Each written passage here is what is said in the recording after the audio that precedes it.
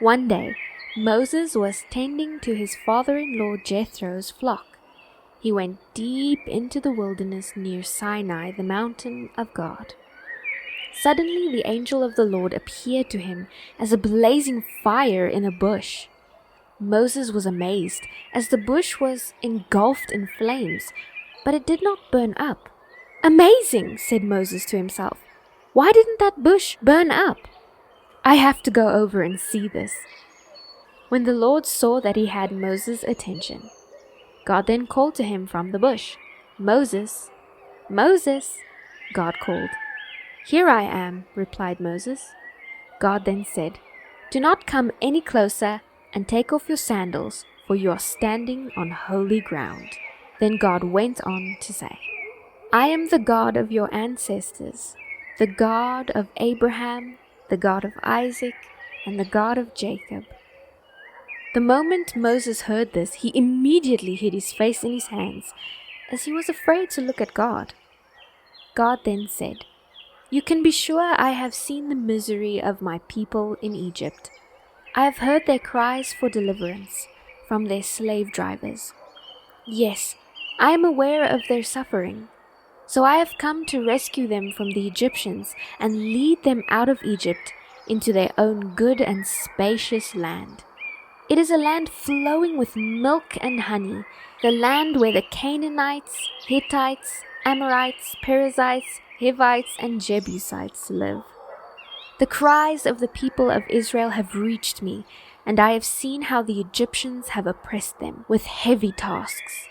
Now go, for I am sending you to Pharaoh.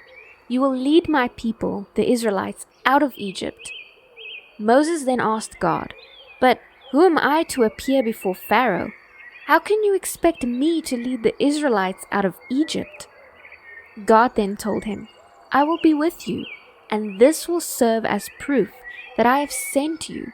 When you have brought the Israelites out of Egypt, you will return here to worship God at this very mountain." But Moses protested, "If I go to the people of Israel and tell them, 'The God of your ancestors has sent me to you,' they wouldn't believe me.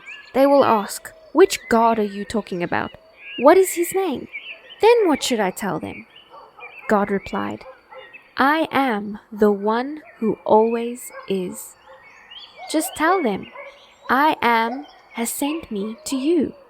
God also added, "Tell them, 'The Lord, the God of your ancestors, the God of Abraham, Isaac, and Jacob, appeared to me in a burning bush. He said, "You can be sure that I am watching over you and have seen what is happening to you in Egypt. I promise to rescue you from the oppression of the Egyptians. I will lead you to the land that is now occupied by the Canaanites, Hittites, Amorites, Perizzites, Hivites, and Jebusites, a land flowing with milk and honey. The leaders of the people of Israel will accept your message. Then all of you must go straight to the king of Egypt and tell him, 'The Lord, the God of the Hebrews, has met with us. Let us go on a 3-day journey into the wilderness to offer sacrifices to the Lord our God. But I know the king of Egypt will not let you go except under heavy pressure. So I will reach out and strike at the heart of Egypt with all kinds of miracles. Then at last he will let you go, and I will see to it that the Egyptians treat you well. They will load you down with gifts, so you will not leave empty-handed. The Israelite women will ask for jewelry that are silver and gold from the Egyptian neighbors and their neighbors' guests. With this clothing you will dress your sons and daughters. In this way you will plunder the Egyptians." But Moses protested again. "Look, they won't believe me. They won't listen to what I tell them to do. They'll just tell me, 'The Lord never appeared to you.'" The Lord then asked him, "What do you have there in your hands?" "Shepherd's staff," replied Moses. The Lord then told him to throw it on the ground. So Moses did as he was told. As Moses threw it down, it turned into a snake. Moses, terrified, turned and ran away. The Lord then told him, "Take hold of its tail." And so Moses grabbed its tail, and it became a shepherd's staff again. Then the Lord said, "Perform this sign, and they will believe you. Then they will realize that the God of their ancestors really did appear to you." The Lord then told Moses to put his hand inside his robe. Moses did as he was told, and when he took his hand out, it was white with leprosy. God then told him to put his hand back into his robe. Moses did as he was told again, and when he took his hand out, it was as healthy as the rest of his body again. The Lord then said, "If they do not believe the first miraculous sign, they will believe the second. And if they don't believe you even after all these signs, then take some water from the Nile River, pour it out on dry ground. When you do so, it will turn to blood." But Moses continued to plead with the Lord, "Oh Lord, I'm just not a good speaker. I never have been, and I am not now, even after you have spoken to me. I am clumsy with words." The Lord then asked, "Who makes mouths?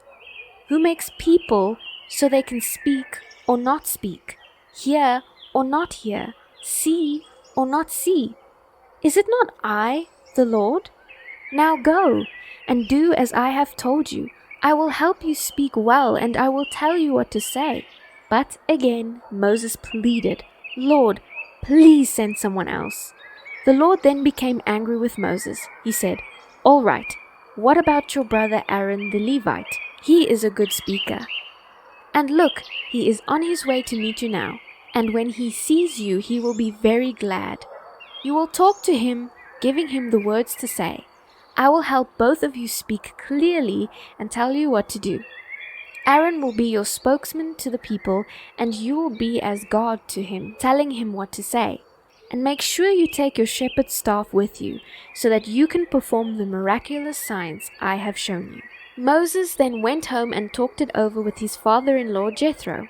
Moses said, "With your permission, I would like to go back to Egypt to visit my family. I'm not sure if they are even still alive." Jethro replied, "Go with my blessing."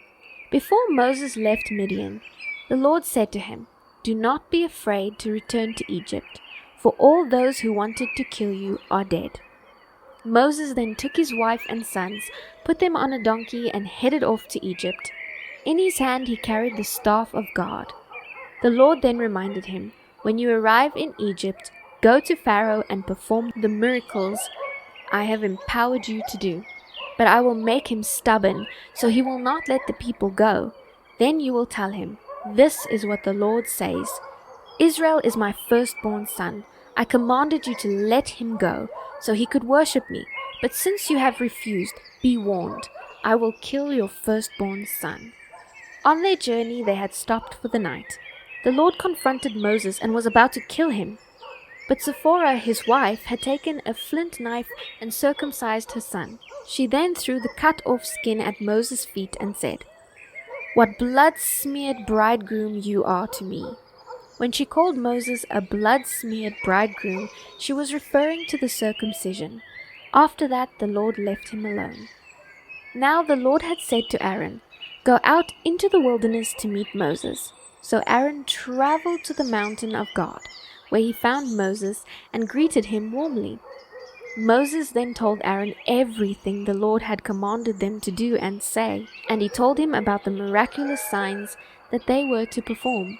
So Moses and Aaron returned to Egypt and called the leaders of Israel to a meeting. Aaron told them everything the Lord had told Moses, and Moses performed the miraculous signs as they watched. The leaders were soon convinced that the Lord had sent Moses and Aaron.